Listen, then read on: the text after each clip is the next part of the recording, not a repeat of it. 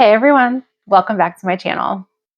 Today we're talking about something else that can totally transform your life, and that is self-discipline. Not just any approach to self-discipline, but strategies that actually work and stick.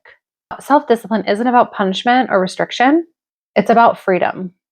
When you master self-discipline, you're no longer at the mercy of your impulses, emotions, or circumstances.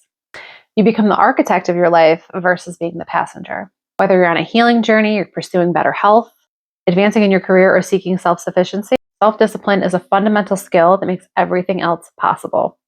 By the end of this video, you'll have practical, science-backed strategy to build discipline that lasts. Let's dive in. First, let's clarify what self-discipline actually is.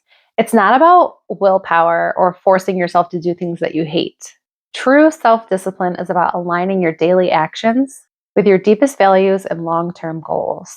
When we lack self-discipline, we experience a disconnect between what we know we should do and what we actually do. That gap creates suffering, the regret, shame, and frustration of knowing we're capable of so much more.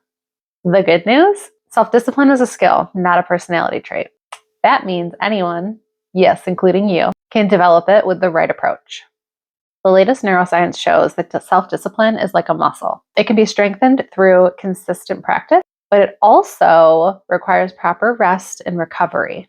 Trying to be disciplined in everything all at once is like trying to run a marathon without training. You'll burn out fast. So let's look at how to build this muscle systematically. Many of us have a traumatic relationship with discipline. Maybe you associate it with restriction, punishment, or even abuse from your childhood. Or perhaps you tried to force yourself into rigid routines that failed, leaving you feeling worse than before. Before building self-discipline, we need to heal this relationship. Let's reframe. Self-discipline isn't about punishing yourself. It's about caring for your future self. Remember, it's an act of self-compassion, not self-control. Try this exercise. Think about something you're struggling to be disciplined about. Now imagine your best friend was facing the same struggle. What advice would you give them? Would you call them lazy and worthless? Or would you be understanding while encouraging positive change? Learn to give yourself the same compassion. Self-discipline flourishes in an environment of self-acceptance, not self-criticism. Another crucial mindset shift: stop seeing discipline as sacrifice. See it as choosing what you want most over just what you want right now. A simple reframe transforms discipline from deprivation to empowerment. I have applied this to so many areas of my life. For a simple example, it would be either food or exercise were probably two of the hardest. Practical strategies for health and well-being. When it comes to health, like anything else, consistency trumps intensity every time. Here's how to build sustainable discipline. 1, start ridiculously small. Instead of committing to an hour at the gym, commit to putting on your workout clothes. Instead of overhauling your entire diet, commit to drinking a glass of water before each meal.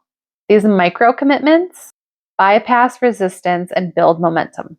2, design your environment. Willpower is a limited resource. Don't rely on it. Instead, redesign your environment to make healthy choices easier.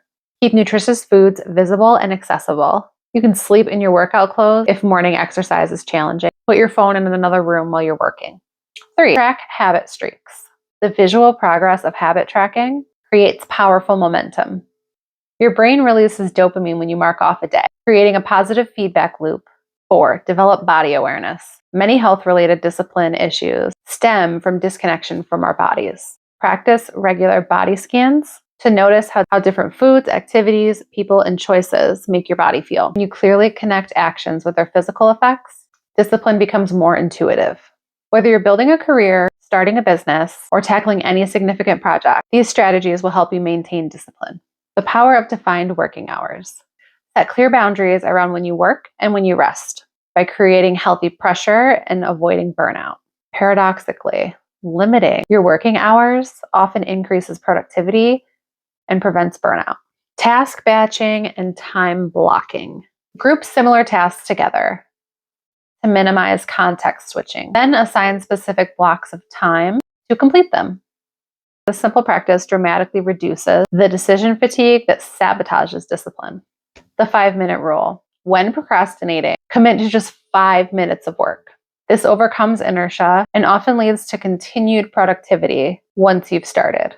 I do this a lot when I'm like, I need to walk. My walking pad, I'll be like, I'll just do 5 minutes. And then like once you get to 5 minutes, you're like, I'll do 5 more. I'll do 5 more. A lot of times once you get started, this is what it's trying to say is like, generally, you'll want to keep going. Deliberate distraction planning.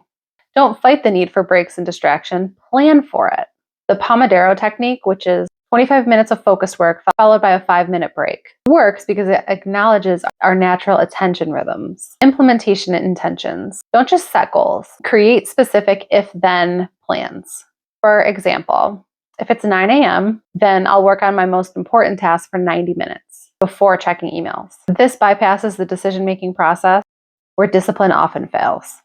The journey to self-sufficiency. True self-sufficiency, whether financial, emotional, or practical, requires consistent, disciplined action over time. Here's how to maintain that discipline. Connect daily actions to your vision. Regularly visualize the self-sufficient life that you're building. You can create a vision board, write a detailed description, or even record yourself speaking about it. Return to this vision daily to fuel your discipline. 2, build systems, not goals. Instead of focusing on the end result, build systems that move you forward automatically. For example, instead of saying, I want financial independence, create an automated savings and investment system that works without requiring constant discipline. Master the fundamentals first. Identify the 20% of self-sufficiency skills that deliver 80% of results. Focus your disciplined efforts there before expanding. For many, this means mastering basic financial literacy, emotional regulation, and essential practical skills. Create accountability structures. Find an accountability partner, join a community with similar goals, or use apps that provide external accountability. These structures support your discipline when your internal motivation fluctuates. Practice progressive independence. Start with small areas of self-sufficiency and gradually expand. Each success builds confidence and strengthens your discipline muscle for bigger challenges.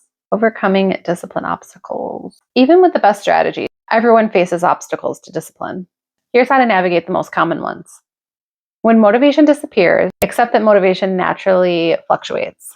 On low motivation days, return to your micro commitments and focus on maintaining momentum, not progress.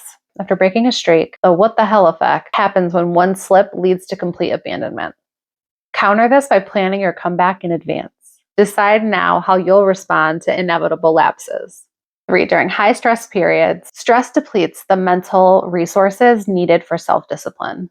During highly stressful times, temporarily simplify your expectations while maintaining minimal routines that support your well-being. When facing resistance from others, sometimes friends or family unconsciously sabotage our discipline efforts. Communicate your goals clearly, set boundaries when necessary, and find supportive communities that reinforce your new habits. When progress feels slow, keep a wins journal to document even tiny successes. Regularly review it to maintain perspective when progress feels minimal. From discipline to freedom. The ultimate paradox of self-discipline is that its true purpose is freedom. Freedom from suffering caused by impulsive choices, freedom to create the life you truly want, freedom from regret. As you implement these strategies, remember, perfection isn't the goal. Consistency and self-compassion are what matter. Each time you choose your long-term well-being over immediate comfort, you're strengthening your discipline muscle, and you're expanding your capacity for joy. The journey to self-discipline is exactly that.